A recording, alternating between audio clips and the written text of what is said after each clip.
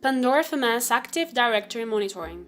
Welcome to Pandora FMS channel. In this video, we will tell you how to monitor Active Directory.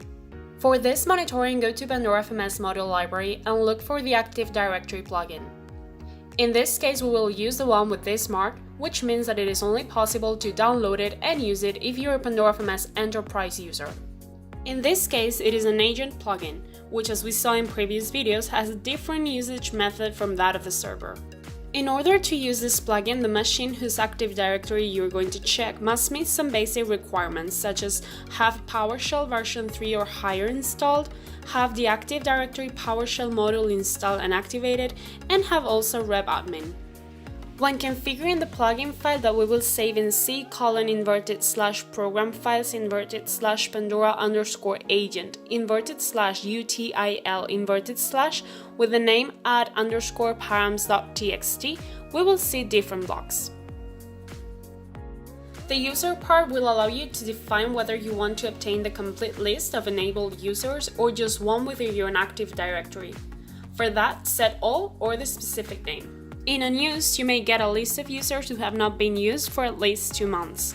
To enable this list, set the parameter to 1 and to disable it, set it to 0.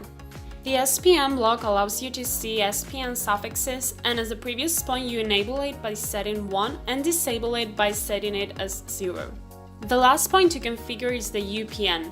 Similar to the previous block, again it is enabled and disabled in the same way, but it will help you show the UPN suffixes. Once the file is downloaded and configured, execute it by typing the Active Directory.exe command.